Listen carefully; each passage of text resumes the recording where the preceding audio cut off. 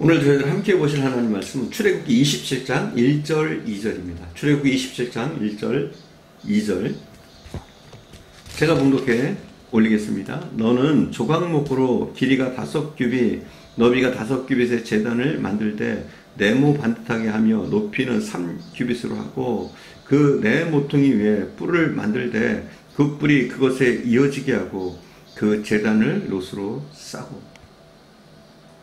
교회에서 예배드리는 행위를 종종 단을 쌓는다 혹은 제단을 쌓는다고 표현합니다.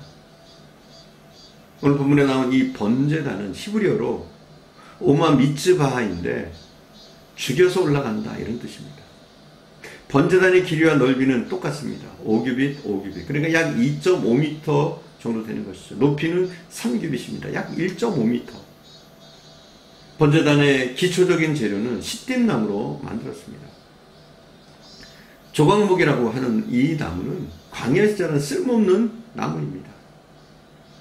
주님께서는 이 쓸모없는 나무로 번제단을 만들라고 하셨습니다. 우리는 이제 조각목이 무엇을 의미하는지 잘 알고 있습니다.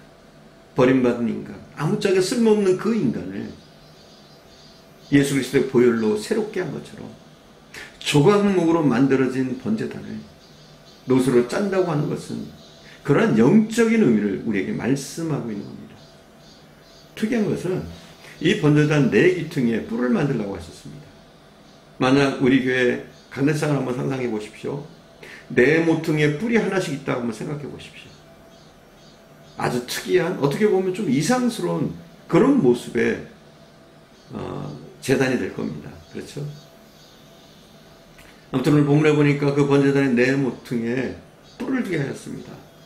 시편 18편 2절에 보면 여호와는 나의 구원의 뿔이다 이렇게 고백하고 있습니다. 뿔은 능력을 상징하기도 하고 용서의 자리를 상징하기도 합니다. 열왕기상 1장 15절에 보면 솔로몬에게 반역을 했던 아도니아가 군대 쫓겨 도망치다가 성소에 들어갑니다. 그리고 성소에 가서 제단의 뿔을 잡습니다. 돌을 추격하던 군사들이 함부로 이 아도니아를 건드릴 수가 없습니다. 솔로몬에게 보고합니다. 지금 아도니아가 제단의 뿔을 잡고 있습니다. 솔로몬이 대답합니다. 그가 제단의 뿔을 잡았다면 살려줘라. 그래서 제단의 뿔은 구원을 상징하고 은혜를 상징하고 용서받는 곳이 여기이며 죽어야 마땅한 사람들이 생명을 건질 수 있는 곳이 바로 이곳입니다.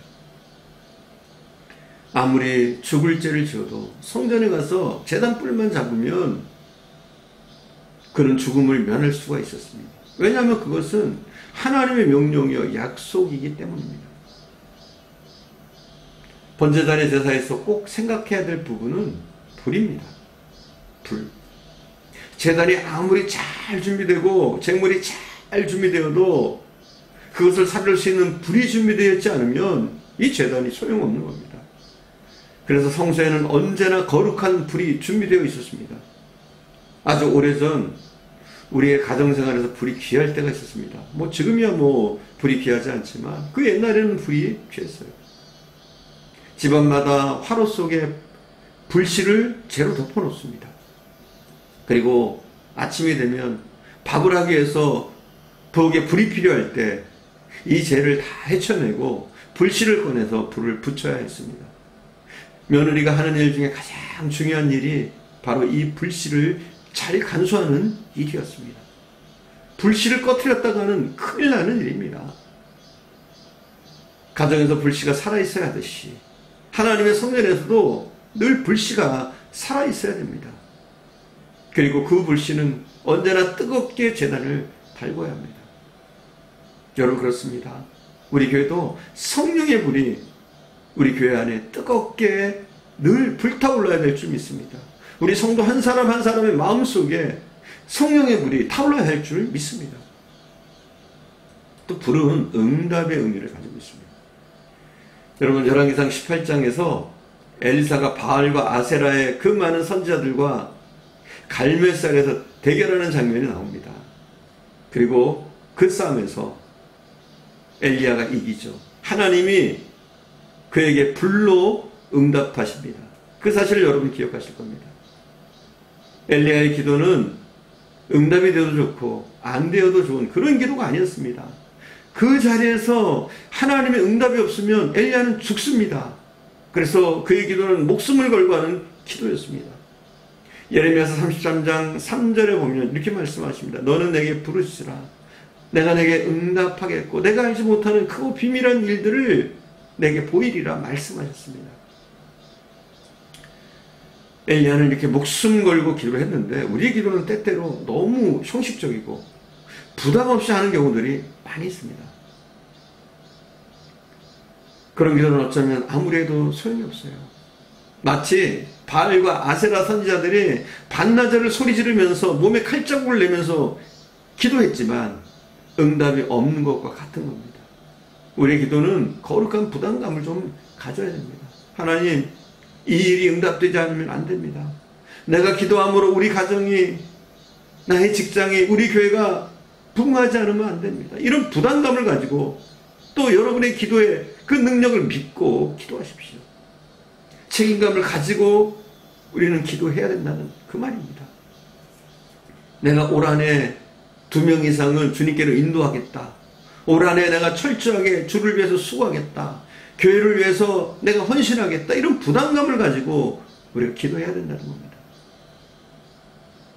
엘리야가 목숨을 걸고 기도할 때 기도가 마치기도 전에 하늘에서 불의 응답이 임했습니다. 그 불이 얼마나 강했는지 제단에 고기와 장작을 태울 뿐만 아니라 그 주변에 도랑이 가득 찬 물까지 태워버렸습니다. 대단하지 않습니까? 숫자로 승리하는 것이 아닙니다. 믿음의 역사는 숫자에 있지 않습니다. 850대 1의 싸움이었지만 살아계신 하나님을 의지하고 신뢰했던 엘리야가 그 모든 850명을 이기고도 남았습니다. 여러분, 그렇습니다. 우리가 얼마나 하나님을 의지하고 하나님께 기도하고 하나님께 매달리느냐, 이것이 우리의 승리의 비결인 줄 믿습니다. 불은 성결의 의미를 가지고 있습니다. 우리 주님께서 말씀하시기를 너희가 제단에 불을 쓸 때에 언제나 정한 불, 성결된 불만 사용하라고 말씀하셨습니다.